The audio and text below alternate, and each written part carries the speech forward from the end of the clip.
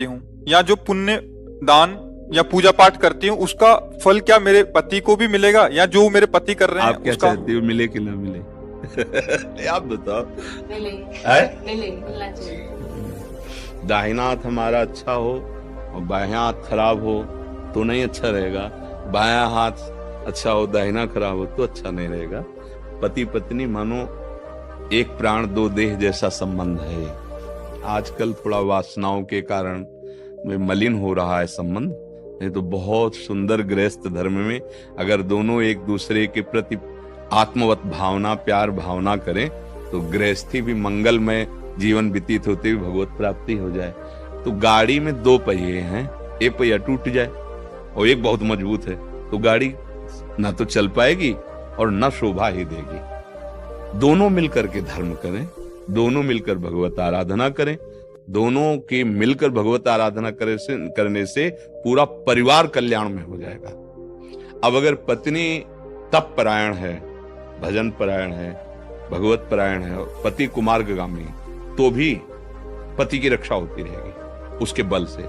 जैसे वृंदा सती है और जालंधर राक्षस स्वभाव का है, कोई बाल बांका नहीं कर सका, बड़े बड़े देवता हार गए क्योंकि वो सती पातिव्रत धर्म से युक्त।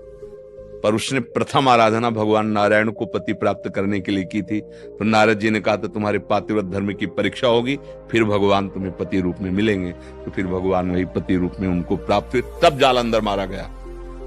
अगर पति कुमार्गामी भी है, अगर आप अपने धर्म से चल रहे हैं तो उसका भी मंगल हो जाएगा, पक्का मंगल हो जाएगा। महाराज जी इसी विषय एक और प्रश्न आता है महाराज जी, कल भी एक प्रश्न आया था कि जैसे ये तो हो गया पति और पत्नी का, तो हमारे बच्चे हैं जो जी अभी उनके लिए हम तीर्थ यात्रा कर रहे हैं क्योंकि वो इनमें रुचि नहीं अध्यात्म में, तो क्या उसका पुण्य कर्म भी या उनकी बुद्धि शुद्ध होगी? उनको मिलेगा, पर हमें उनकी बुद्धि शुद्ध होने की बात माननी चाहिए।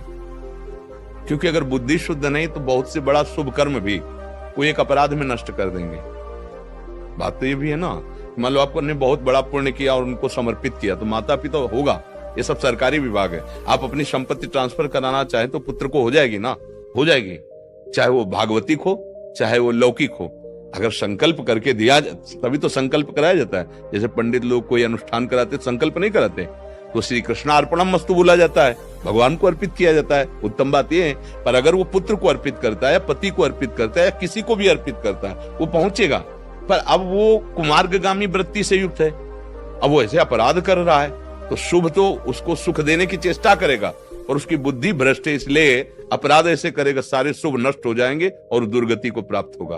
तो अगर हमें किसी का भी मंगल मनाना है तो हमें एक ही बात मांगनी है कि प्रभु इस भजन से इस साधन से उसकी बुद्धि शुद्ध हो जाए। बस बुद्धि शुद्ध हो गई, सब बात बन गई। बुद्धि शुद्ध नहीं तो फिर आप कुछ भी व्यवस्था कर दो, अरबों रुपया एकत्रित कर दो, बुद्धि खराब है तो कुछ ही दिन में देखोगे सब नष्ट भ्रष्ट कर देगा वो। बुद्धि ठीक हो जाए। अपने लोगों को चाहिए कि तीर्थयाटन धर्म दान पुण्य भजन जो भी करें और जो हमें प्रिय है, पुत्र है पत्नी है पति है, तो हम प्रभु से ये मांगे कि नाथ इनकी बुद्धि पवित्र हो जाए।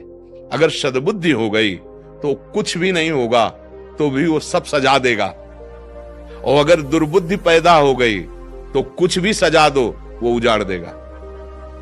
क्या नहीं था रावण के पास, क्या नहीं था? कौन सी त्रिभुवन की ऐसी सिद्धि थी जो रावण के पास नहीं थी? दुर्बुद्धि आ गई।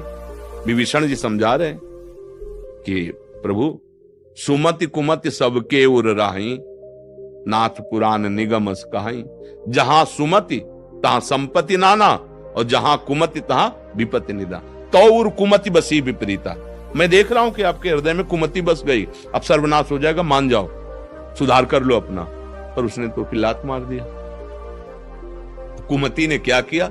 सर्वनाश कर दिया। जब बंदर पैर मारते थे ना रावण की खोपड़ी में, मंदोदरी जी वहीं थी, तब कहा राम विमुख असहाल तुम्हारा, रहा न को कुल रोवन निहारा। भगवान की विमुखता तुमने स्वीकार कर देख लो, आज कोई तुम्हारे ऊपर रोने वाला नहीं। और जब तुम ताल ठोकते थे भुजा में तो बड़े बड़े दिक्पाल भयभीत हो जाते थे, आज उसी खोपड़ी को बंदर पैरों से मार रहे हैं।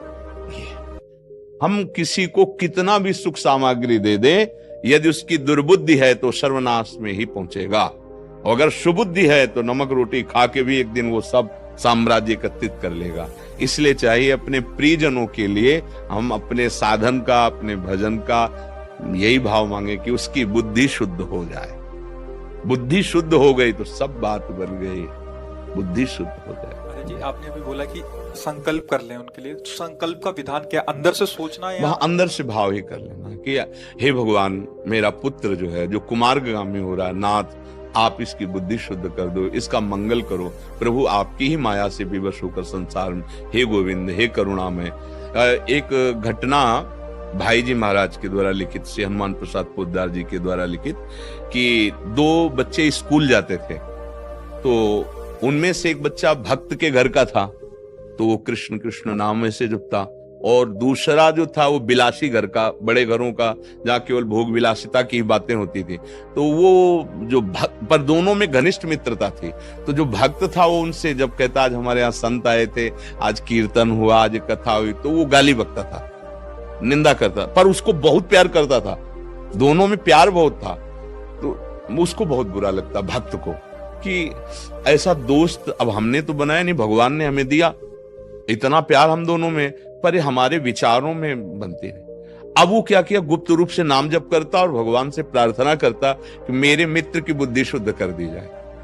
भाई जी से हनुमान प्रसाद पोद्दार जी ने कहा, एक दिन अचानक क्या हुआ कि वो रात्रि में जब सोया तो उसने स्वप्न में देखा कि एक बड़ा भवन है दिव्य, और उस भवन में कृष्ण कृष्ण कृष्ण ऐसे नाम लिखा हुआ, और बड़े बड़े महात्मा सब हैं, और भाई जी महाराज धोती कुर्ता चश्मा लगाए वैसे उसी में, और उसके हाथ में दी एक वाणी जिसका नाम था तुलसी पत्र, आज भी प्रकाशित है, और वो दी स्वप्न में दी, पर जागृत में उसके हाथ में थी। जब वो जगा तो स्वप्न और वो वाणी जी देखी, तुलसी पत्र उसका नाम, पढ़ना लेकर के बहुत महिमा में, भाई जी से हनुमान प्रसाद पोद्दार द्वारा रचित तुलसी पत्र। अब पूरी वाणी और